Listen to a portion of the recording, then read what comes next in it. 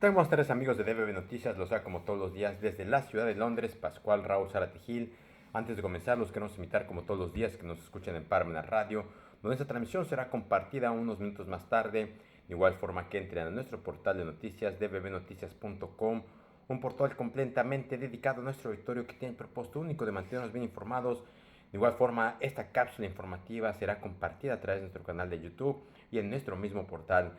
Así que bueno, como todos los viernes tenemos de regreso a nuestro invitado de lujo, en los cuales para nosotros es realmente un privilegio volver a contar con sus comentarios, como cada viernes. El doctor Werner Voigt es una persona, no solamente un abogado calificado en Estados Unidos, sino además con muchos años de trayectoria en el litigio, en distintos y grandes despachos, incluso con un doctorado por la Universidad del Cairo en Derecho Islámico, y no solamente ello, sino también con muchos años de trascendencia en la academia en nuestro mismo país a través de la UPAEP. Y bueno, el día de hoy vamos a tener la entrevista y comentario en inglés.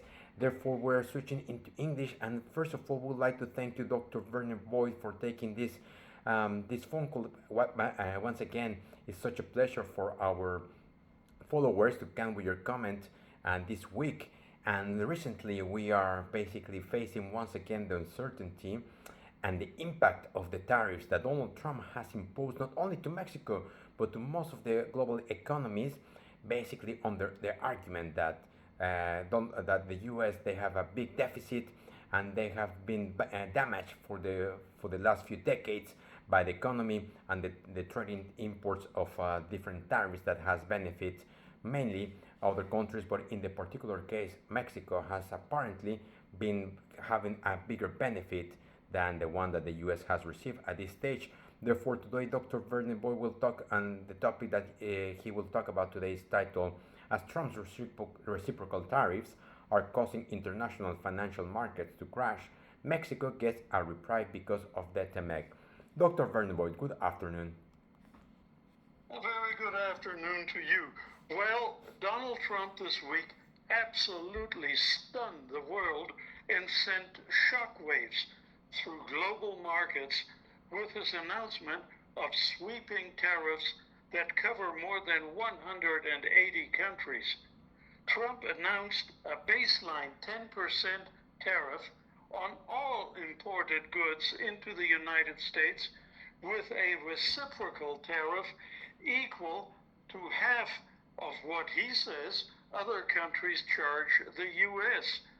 The measures, the list that he showed features a number of close U.S. allies who were disappointed to be included, like, for example, the European Union, with a blanket tariff of 20% of all of its products exported to the United States.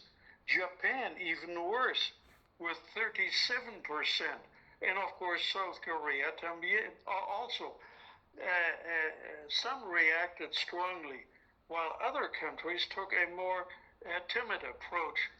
But many ultimately were left scratching their heads at what Trump's ultimate goal is with these tariffs, which could lead to a global trade war that has some economists raising the odds of a recession within the next 12 months on a worldwide scale.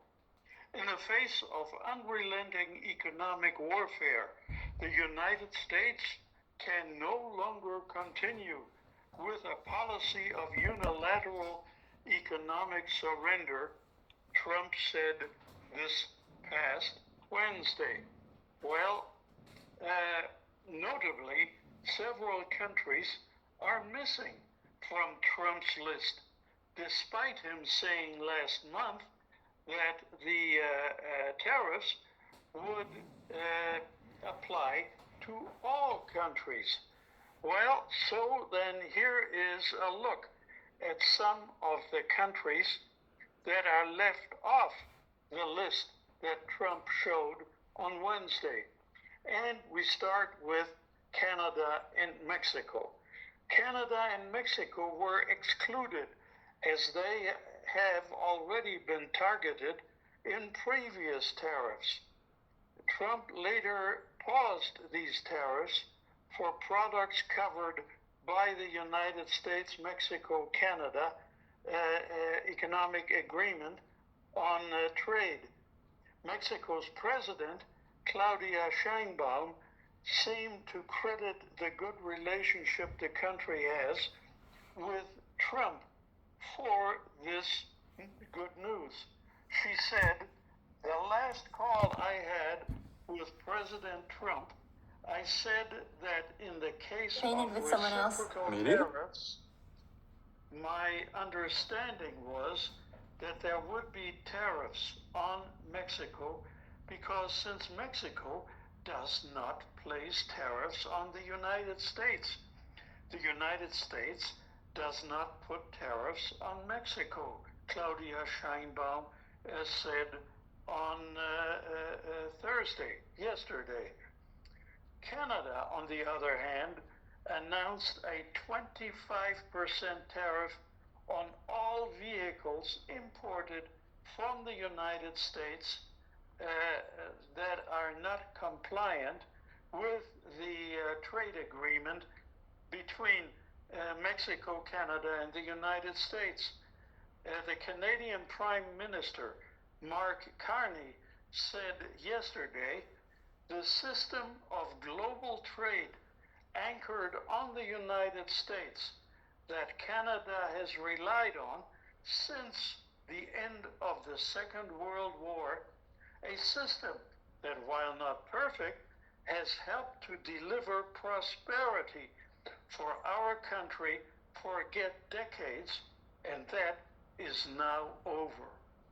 Well, so what we have is a diplomatic response by Mexico to the threatened tariffs by the United States, while Canada has taken an absolutely antagonistic, oppositional stance with respect to that relationship. So what about Russia? The exclusion of one country in particular on Trump's list raised eyebrows worldwide, namely Russia. U.S. Treasury Secretary Scott Bessent told Fox News on Wednesday that Russia was left off because of sanctions after the country's invasion of Ukraine in 2022. That meant that U.S.-Russian trade had effectively ended. But that's not true. While the value of U.S. trade with Russia has fallen to the lowest point in decades, Russia still exported an estimated $3.5 billion worth of goods to the United States in this year, 2025, according to U.S. trade data.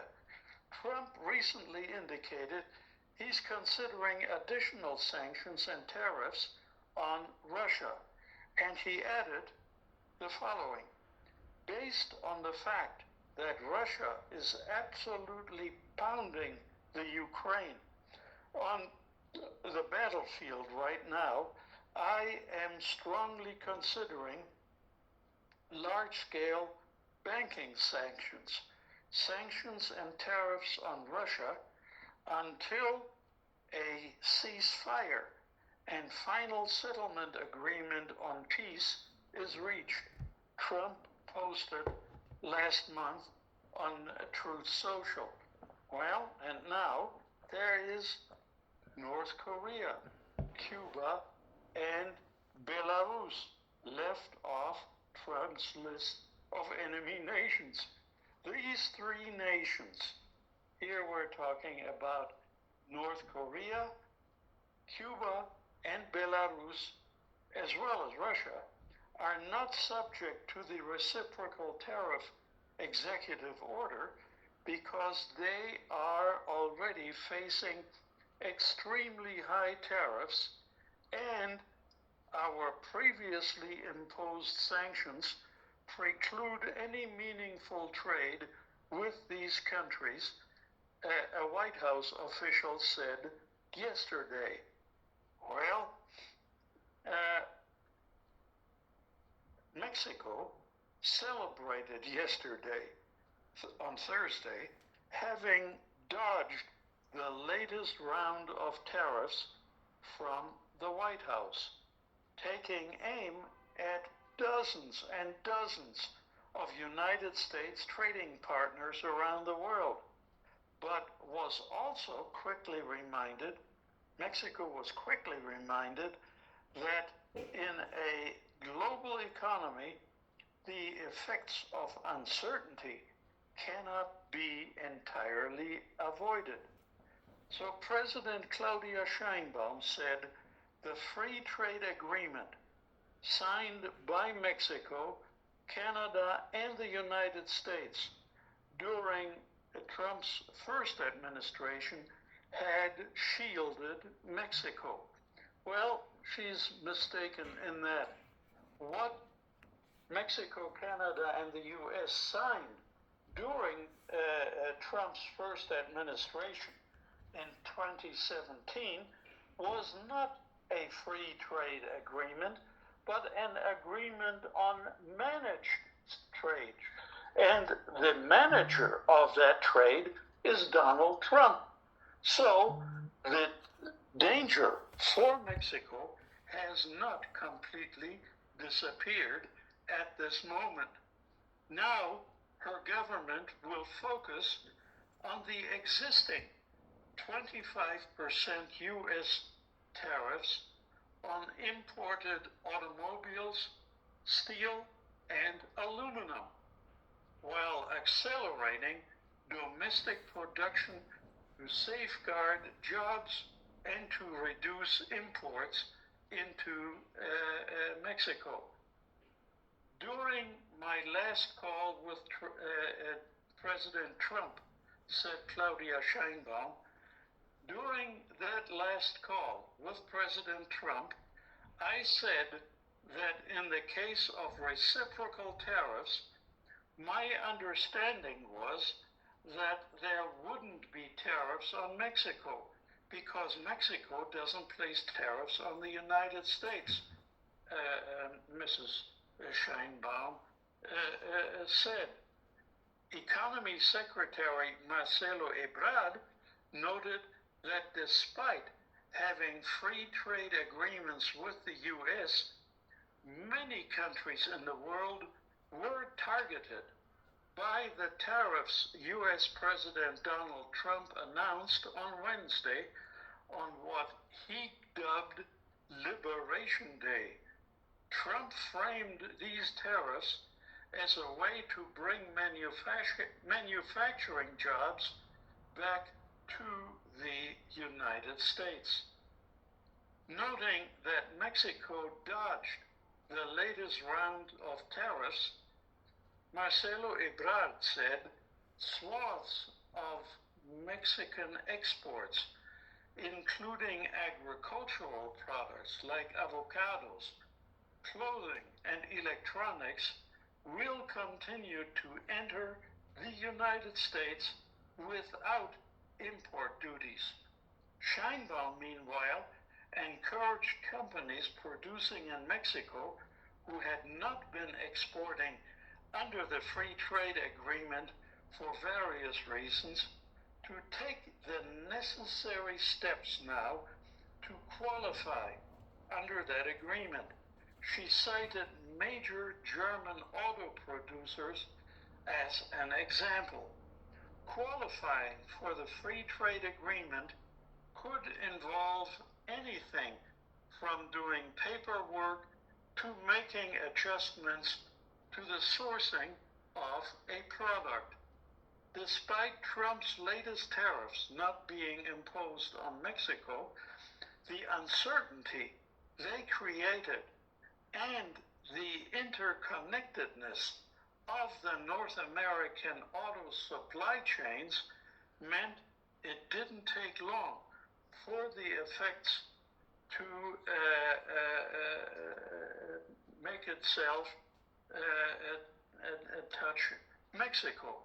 Stellantis, for example, the maker of auto brands including Dodge and Jeep, announced that it would pause production at its assembly plant in Toluca, west of Mexico City, for the entire month of April while it assesses the tariffs' impact on its operations. A similar temporary production halt was scheduled for an assembly plant in Canada, and some 900 workers of Stellantis were to be temporarily laid off across several plants in the United States.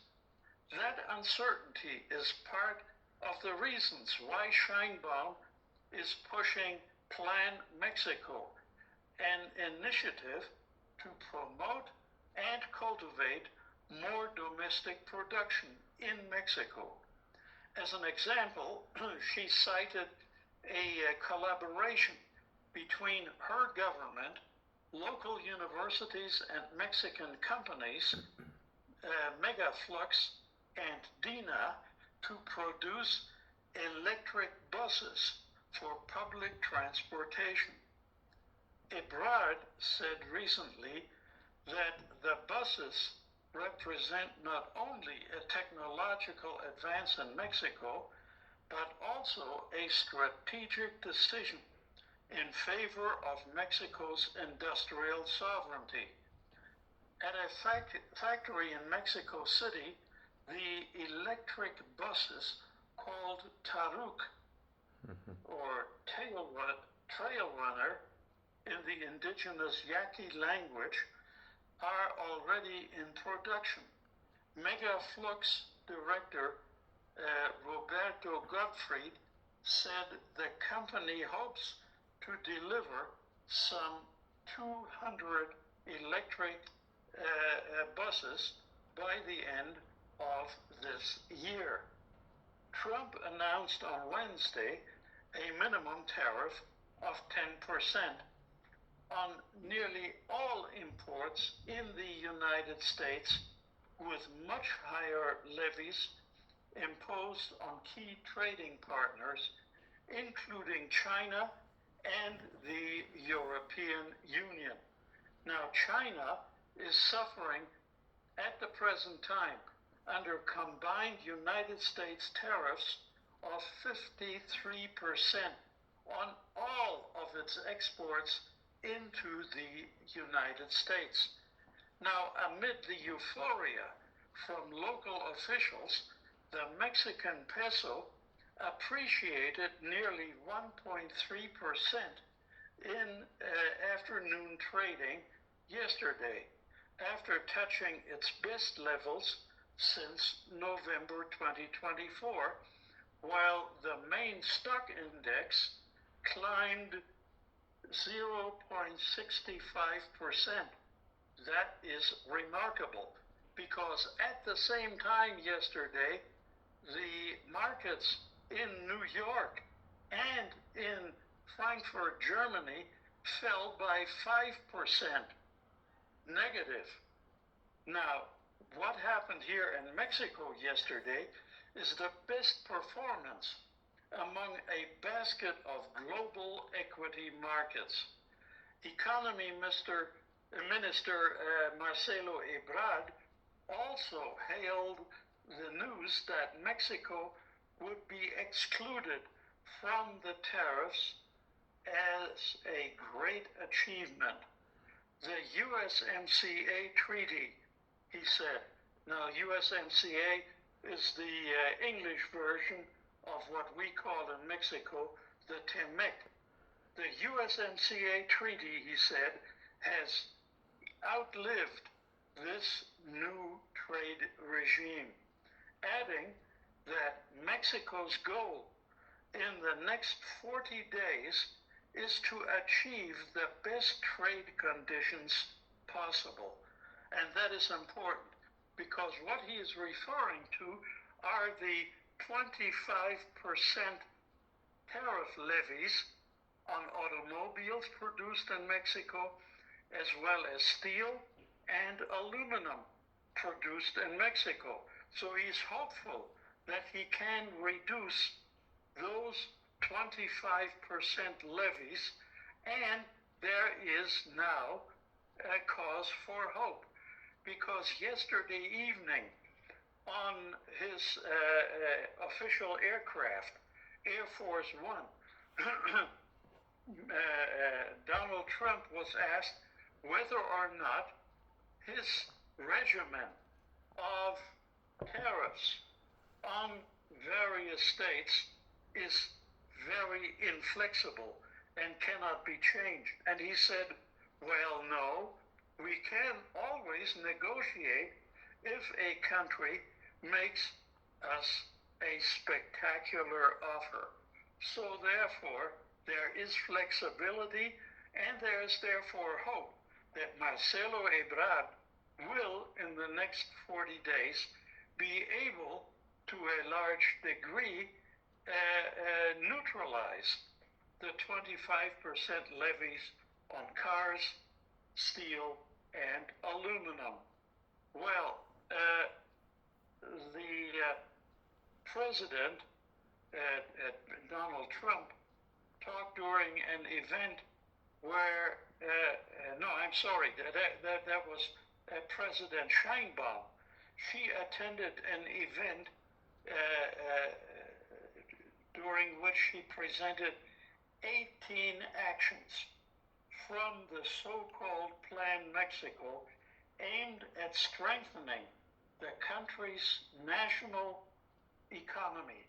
But she did not detail any retaliatory measures to use U.S. tariffs.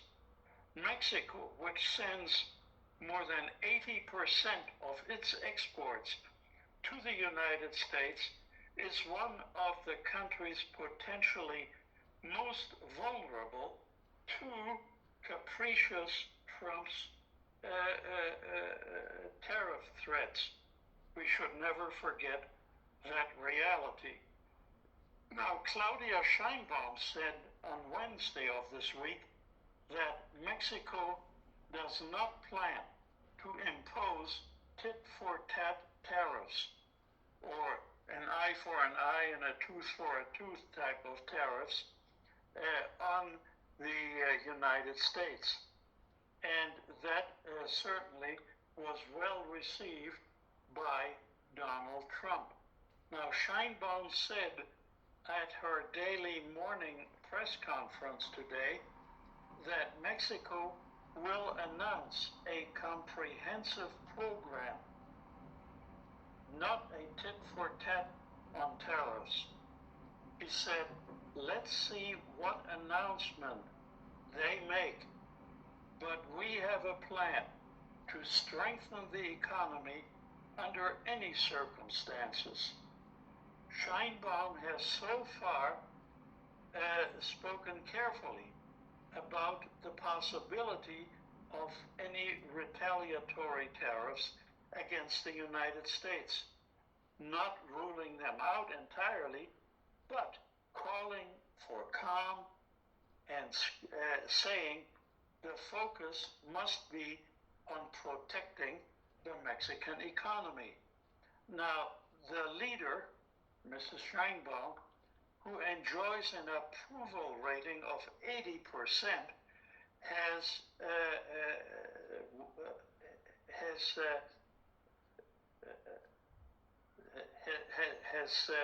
said international plaudits for her handling of Donald Trump has its reasons. She didn't state what they were, but we know that you have to treat Donald Trump like a mentally ill individual. The man is a malignant narcissist. He is a pathological narcissist, and you have to handle that type of abnormal personality, extremely careful in order to avoid irrational reactions. And she has done a fantastically splendid job of managing her relationship and the relationship of Mexico with Donald Trump. Now, Mexico's government reduced its growth forecast this week for the present year between 1.5% and 2% on Tuesday, but that remains rosier than estimates by the private sector in Mexico and the country's central bank.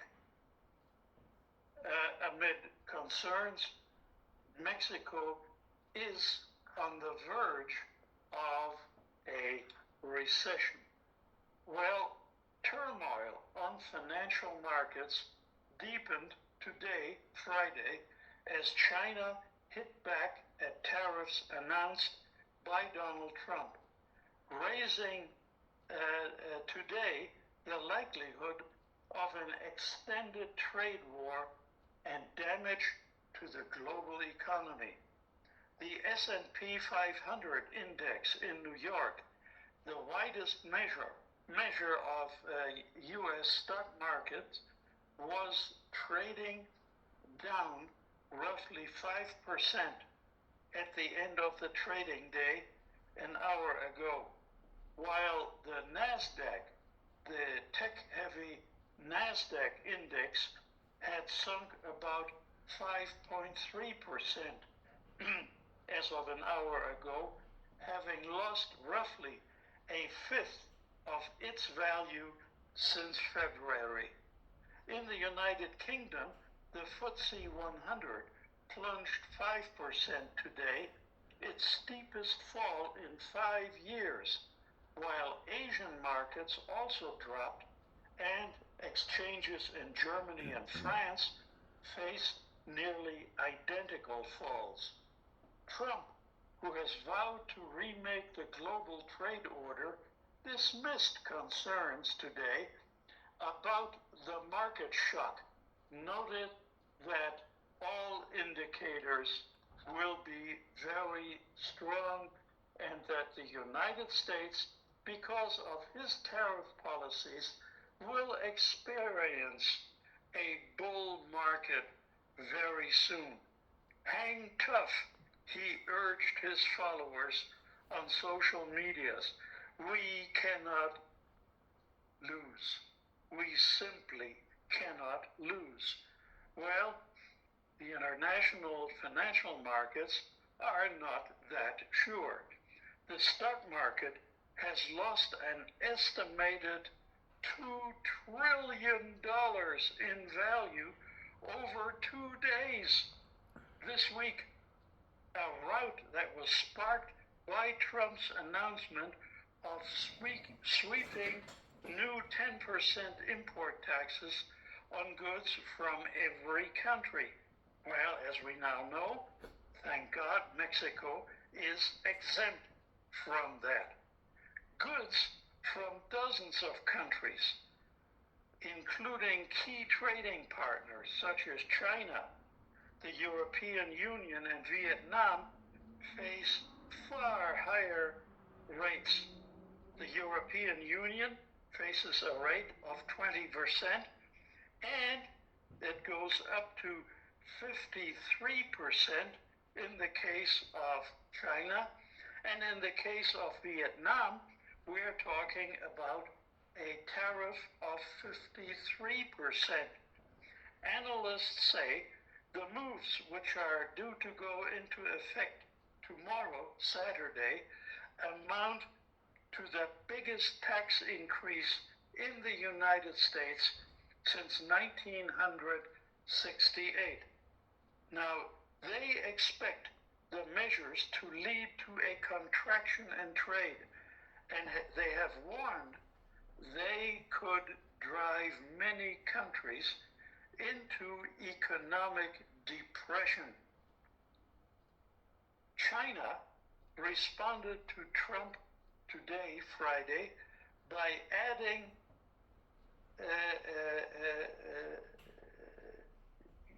the impact of retaliatory tariffs hitting U.S. goods with import taxes of 34%, curbing exports of key minerals.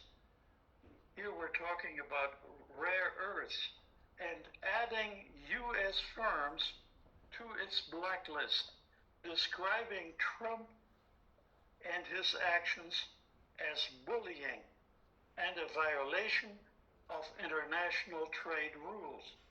Other countries have yet to respond and appear hoping they will be able to negotiate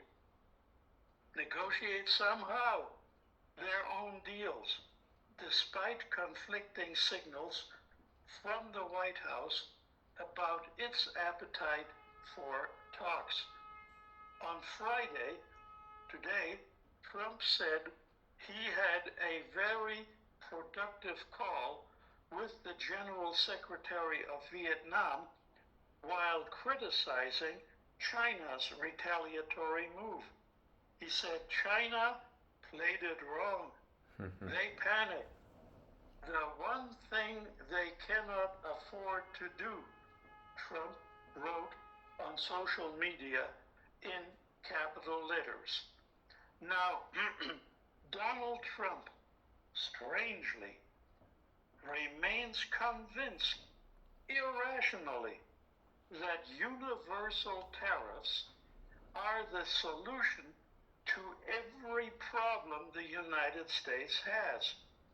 So then, let's look at the U.S. history on the imposition on tariffs. Let's start with William McKinley. He was the president in the late 1880s. In 1890, William McKinley caused a recession by imposing drastic tariffs, and that recession lasted until 1893, a full 3 years. Then G. Warren Harding, who was the president of the United States after the end of World War I, in 1921 imposed sweeping tariffs on foreign imports, and in 1921 that led the United States into the Great Depression. And then the Smoot-Hawley tariffs of the year 1930 prolonged the Great Depression by fully 9 years. It was catastrophic, but Donald Trump is convinced tariffs are the only way to act in the best interest of the United States. Well, that proves, finally then, that President Harry Truman in the 1940s was absolutely right when he said, the only thing you can learn from history is that man does not learn from history.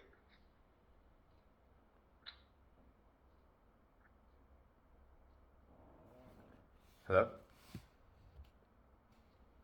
Dr. Werner Voigt, can you hear us? Yes. Yes. I think that's one of the main things. Unfortunately, men can never learn from their previous mistakes, and that's something that unfortunately humanity is facing once again with the Trump administration. It's not only the data, the historical data, but also the current status that we can see, as you have explained to us, all the financial market, the meltdown that the different stock markets in the world there have faced in a couple of days, how many trillions of dollars they have lost for a very unilateral and very centralized decision from the US president, which seems to have no clue, the same as the advisors from the US president, of what they're doing and what the goal is. At least in this situation for Mexico, it has not been as bad as we expected. However, in the meantime, the war is really shaking for this uncertainty once again, for the increase of tariffs, and unfortunately, even one of the advisors I was reading and sharing with our followers, I believe, yesterday, that a former advisor from the International Monetary Fund said that the reality is that this may bring more benefits to the economy, a short-term pain, but at some point the US is going to be the main one that will be suffer with this change of basically finding new ways to create trade among the different countries. I agree, and my own personal opinion is that these ill-advised actions by Donald Trump and his team of incompetent advisors will push the world into a global recession before the end of this year. And if that happens, and let's hope it does not, but if that happens, then we here in Mexico will suffer right along with the countries of the west of the world. Absolutely agree with you. And also let's consider that Donald Trump will be gone at some point. However, the people, and especially the people in the U.S., they will keep suffering from that recession. And of course, only the wealthiest ones may be able to benefit from that recession, as it always happens. And we should not be surprised that most of the advisors around Donald Trump, they're extremely wealthy or billionaires who can eventually benefit from that recession. Many assets losing prices and getting acquired by people who have the means to get them. Exactly. And let's be honest, what Trump has created as a form of government in the United States right now is an oligarchy of billionaires who could care less about the suffering of the rest of the world. Yeah, and unfortunately, well, that has been the outcome from the previous elections, that to some extent the majority of the US population, they have basically voted for Donald Trump. And we say open marks because of course the electoral system in the US is slightly different than other democracies, and we cannot generalize that the majority of the people by the end really voted or decided to take Donald Trump into the White House. That is correct. Dr. Werner Voigt, thank you so much. Really, it has been a pleasure, and it is a pleasure for us to have you back as every Friday. We would love to wish you a great weekend, and we hope to come with your comment next week.